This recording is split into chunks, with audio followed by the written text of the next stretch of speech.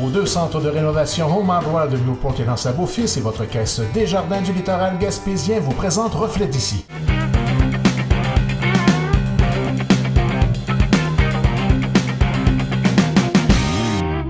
Monsieur Paradis, bonjour. Bonjour. Vous êtes un ancien résident de Grande-Rivière.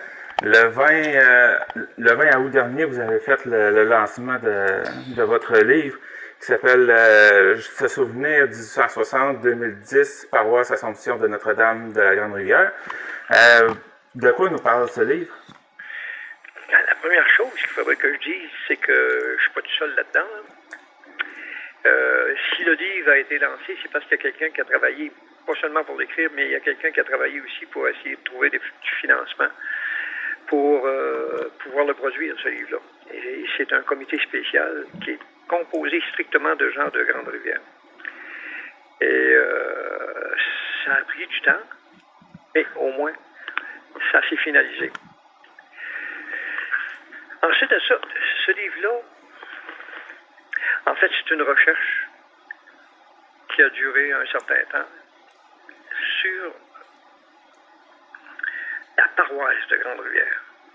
Strictement la paroisse, la partie religieuse. Les prêtres qui ont travaillé là, tous les gens qui ont travaillé autour des prêtres, et tous les services qui étaient connexes à l'Église dans ce temps-là, parce que l'Église couvrait beaucoup plus que la religion, entre autres l'éducation. Alors, ça touche aussi à l'éducation. C'est ça que tu vas retrouver dans le livre, c'est-à-dire un compte-rendu assez juste, mais encore incomplet de la paroisse, à partir du moment où on voit qu'il y a des gens qui s'établissent à Grande-Rivière, puis ça se situe vers les années 1740. Même si je parle de paroisse de 1860 à 2010, il y avait des gens avant ça. Parce qu'avant ça, il n'y avait pas de paroisse, c'était une mission. Cette mission-là, elle couvrait la période de 1740 jusqu'à 1860, quand on a créé la paroisse. Alors, c'est de ça que ça parle. Vous avez dit que ça a été un travail de longue haleine. Vous avez travaillé dessus combien de temps? Combien de temps? Je suis obligé de dire 16 ans, parce que même si en 2010, le livre n'est pas paru, j'ai continué à travailler dessus. J'ai continué à peaufiner le contenu. Alors, ça a pris quand même le 16 ans. Et ce qu'il faut préciser, c'est pourquoi je me suis lancé dans cette aventure-là. Ben, c'est que, en 2 temps, le conseil de fabrique avait besoin de bénévoles parce que la paroisse se retrouvait avec un curé, mais qui en couvrait 5. Donc, le curé ne pouvait pas tout faire. Il a fait appel à beaucoup de bénévoles. Et ces bénévoles-là, entre autres, ont travaillé à gérer les activités de la fabrique, dont le secrétariat.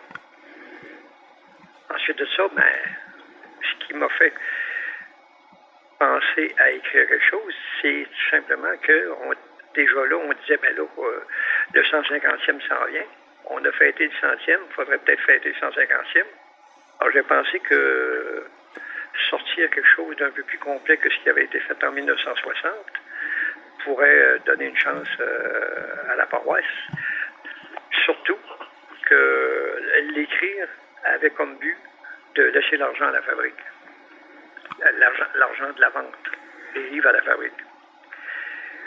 Puis ensuite de ça, il fallait aussi souligner que l'Église, c'était un édifice religieux qui était reconnu par la table de concertation patrimoniale. C'était un édifice patrimonial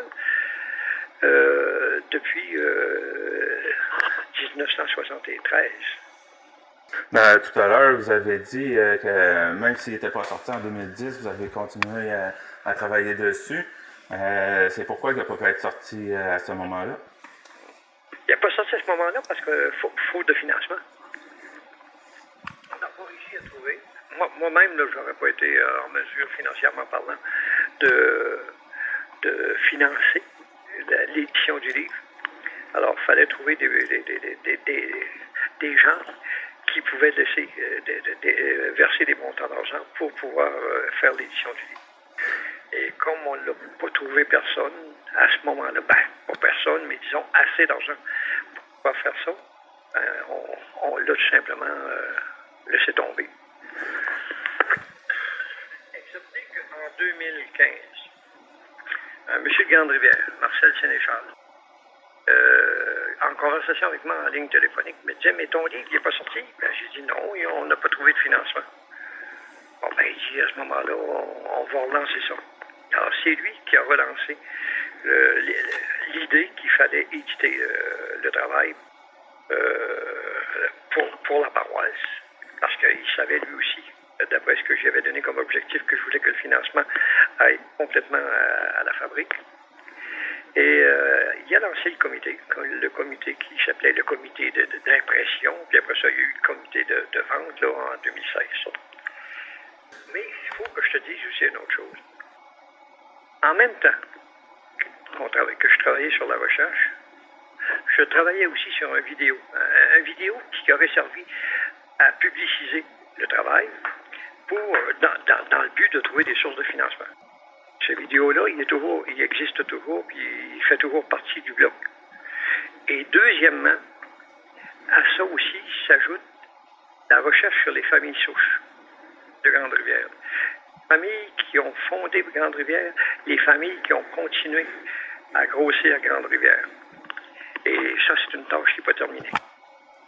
Actuellement, j'ai plusieurs familles de compléter, mais il en reste encore à compléter parce qu'il y a beaucoup de familles.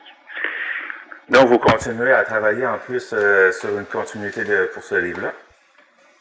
Ça va être une deuxième partie du livre. Ça va être les familles souches, dans le fond. Puis ça, c'est intéressant que les gens sachent, quel est leur ancêtre, quel est le premier de leur ancêtre qui est arrivé à Grande-Rivière. Tu sais, par exemple, je te donne un exemple, les Dubé, ben, c'est Édouard Raphaël Dubé, qui venait de Saint-Pascal de Kamouraska. À titre d'exemple. Mais je vais plus loin que ça. Je remonte jusqu'à l'ancêtre qui est arrivé de France, ou d'ailleurs. Je remonte vraiment à l'origine de la famille. Et actuellement, là, ça fait beaucoup de monde dans le Morgman, parce que j'ai pas fini, puis j'ai déjà rendu à 41 000 individus dans la banque de données. D'accord, nous, vous avez beaucoup de monde. Oublie pas là, que quand tu touches à un individu, tu t'en vas vers les ancêtres, là, puis ça se subdivise. Tu as le père, la mère, ensuite de ça, le grand-père, la grand-mère d'un côté, le grand-père, la grand-mère de l'autre côté, puis après ça monte comme ça. C'est pas long, ça fait c'est un arbre. L'arbre généalogique est très gros. Oui. Puis, très intéressant. J'ai 447 pages de texte et il y a 201 documents qui s'ajoutent à ça. Des cartes, des figures, des planches, des photos, etc. Là. Dont 174 photos. Il y a des mosaïques, des recensements et des listes électorales. Pourquoi des listes électorales? Pourquoi des recensements? Pour essayer d'identifier les individus. Pour essayer de trouver ce qu'ils faisaient. Les recensements, ben il n'y en a pas, ça va pas loin. Disons que les vrais recensements commencent en 1851. Par contre, j'ai retrouvé un recensement de 1761 et un recensement de 1765, puis un recensement de 1794, qui me donnent des noms d'individus. Puis ça, c'est intéressant. Par contre, on s'aperçoit qu'il y a bien de ces gens-là, par exemple, en 1758, tu as 80 maisons qui sont brûlées. Un feu provoqué, bien sûr, comme le livre le dit, par l'histoire de la guerre entre l'Angleterre et la France. Et ces 80 individus-là, ces 80 maisons-là, ben, ils sont habités. Il y a un homme, il y a une femme, il y a des enfants. Je calcule qu'avec les noms qu'on a, on peut avoir autour de 350 personnes à Grande-Rivière en 1758 qui vivent d'abord et avant tout de la pêche. Donc l'histoire de Grande-Rivière remonte à beaucoup plus que juste 150 ans. Oh oui, ici, quand tu parles de l'histoire de Grande-Rivière, ben, tu es obligé de parler de la seigneurie de Grande-Rivière qui, elle, a été donnée en 1697. Mais tu as un grand bout là où c'est le droit complet. ça commence juste aux environs des années 1740. Les premiers documents officiels qu'on trouve qui parlent de Grande-Rivière, c'est en 1740. C'est un procès. C'est un procès qui s'est passé entre les armateurs de Québec et Jean Barré, qui, lui, restait à Grande-Rivière et qui était comme le directeur du centre de pêche de Grande-Rivière. Un genre de gérant pour ces gens-là. Alors, c'est comme ça qu'on sait qu'en 1740, il y avait à Grande-Rivière une vie qui se faisait, des pêcheurs qui y travaillaient. Outre les problèmes de financement, étant donné que ça fait 16 ans que vous travaillez dessus, avez-vous rencontré d'autres problèmes pour l'écriture du livre? Pas particulièrement. Pas particulièrement, sauf une fois où un de mes ordinateurs, parce que j'ai été obligé dans les 16 ans que j'ai passé, et j'ai été obligé de changer mes ordinateurs 4 fois. Et une des fois, c'est parce que l'ordinateur avait manqué, c'est-à-dire que le disque dur avait sauté. Donc, j'ai perdu toutes mes informations, puis j'en avais pas de copie. Donc, j'ai été obligé de recommencer, sauf que c'était plus facile de recommencer parce que j'avais déjà pas mal l'idée du contenu. Mais c'était pas rendu à l'étape où c'est rendu aujourd'hui. On était dans les débuts. C'est en 2004 que ça m'est arrivé, ça. Donc, vous n'aviez pas encore beaucoup d'informations collectées? Non, c'est ça. Puis, à part de ça, des problèmes majeurs, non. Non, honnêtement, non. Avez-vous eu des surprises pendant vos recherches?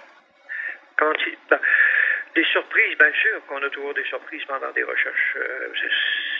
C'est pas voulu. Mais ce qui est le plus intéressant, c'est les surprises qui sont vraiment des surprises. C'est pas des choses que tu recherches, puis tout d'un coup, ça te tombe sur la main. Avez-vous un exemple? Ah oui, une photo de 1880 d'un enseignant qui a travaillé à Grande-Rivière en 1864. C'est beau d'avoir des noms, mais quand tu peux mettre des visages dessus, là, ça aide. Et cet individu-là, qui s'appelait... tu vois, j'ai un blanc de mémoire tout à coup. LZA quelque chose, là. Et a enseigné à Grande-Rivière plusieurs années, à partir de 1863. D'autres surprises, ben, il y en a eu d'autres surprises. Les plus belles surprises que j'ai eues, c'est la disponibilité de 2 personnes.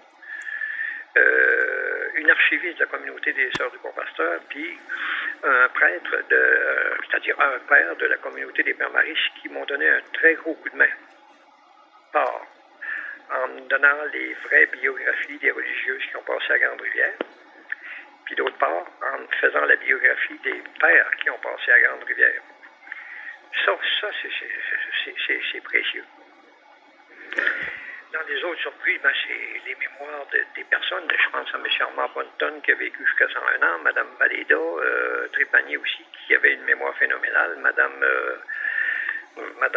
Zéphirin Baudin qui avait la même chose, qui connaissait à peu près toute l'histoire de Grande-Rivière, Suzanne Mauger, qui est toujours à Grande-Rivière, qui vient de fêter ses 80 ans là, le 19 août. Ben, ces gens-là, ils m'ont apporté des informations qui ont été des belles surprises. Par exemple, Suzanne me dit que la croix, souvenir du congrès de 49 à Grande-Rivière, la croix que tu vois en arrière des l'église sur la montagne, ça vient des restes d'une antenne de CHNC New Carlisle qui était tombée pendant l'hiver, que les gens ont récupéré et qui ont bâti sous forme d'une croix. Et c'est une belle surprise, ça. Avez-vous des anecdotes à nous conter? Ça, c'est difficile parce que quand tu travailles tout seul, là, c'est difficile d'avoir des anecdotes. Non, j'ai pas vraiment d'anecdotes.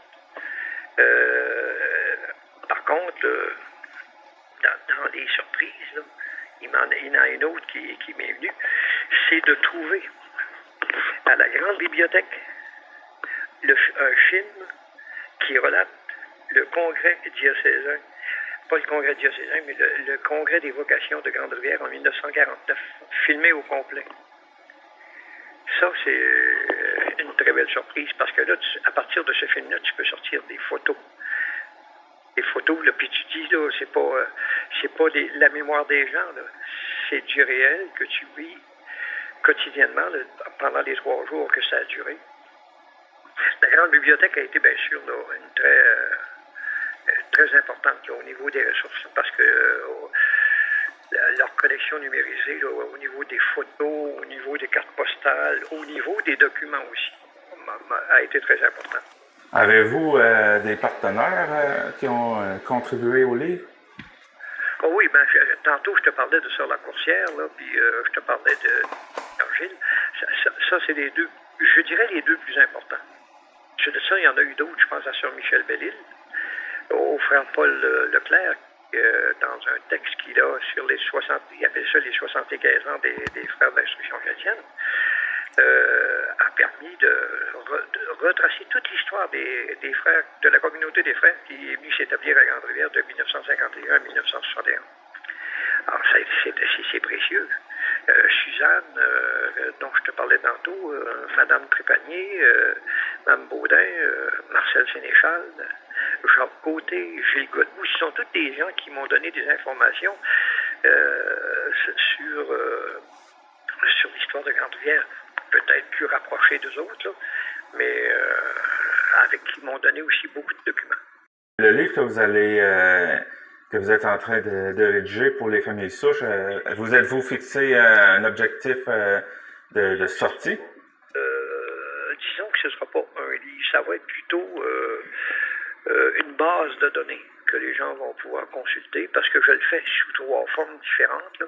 Je le fais sous forme de base de données, je le fais ensuite de ça sur un texte en Excel, puis je le fais aussi en forme sur Word, en forme de texte, pour que les gens puissent avoir accès à ce qui est le plus facilement accessible pour eux autres. J'ai pas de date. Honnêtement, j'ai pas de date parce que des fois ça va bien, des fois ça va pas aussi bien dans les recherches. Puis ça, ben, t'as quoi comme source d'information là-dedans? Les registres paroissiaux, les actes de baptême, les actes de naissance, de mariage, les actes de décès. Ça, c'est une première source. Ensuite de ça, il faut que tu ailles chez Drouin. Drouin, qui est le gros ramasseur d'informations au niveau de tous les registres de paroisse. Ensuite de ça, tu t'en vas sur des sites comme ancestré.ca, Mes Aïeux, comment est-ce qu'il s'appelle de l'autre, l'Université de Montréal. Il faut prendre le temps de les chercher. Puis le problème dans ça, c'est qu'il y a des fois que ça va prendre du temps à trouver un individu parce que soit que les registres n'existent pas, parce que c'est arrivé souvent que des registres ont été détruits. Et si tu n'as pas des registres de paroisse, ça devient extrêmement difficile de trouver des personnages. Là, il faut que tu fasses. Faut que tu y ailles par ricochet. Faut que tu passes par des chemins qui sont extrêmement longs des fois. Mais on arrive toujours à fonctionner. La preuve, c'est que j'ai quand même 41 000 individus dans la base de données.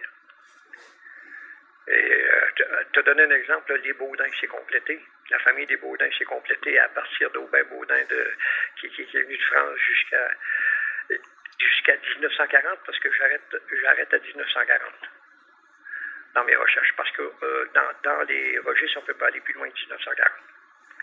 Pour l'instant, parce que ça prend une période de 90 ans avant de rendre public ces documents-là. La même chose au niveau des recensements, que les registres. Ouais. Eh bien, M. Paradis, merci beaucoup de votre temps et bonne continuité aussi pour poursuivre vos recherches sur les familles souches. Je te remercie.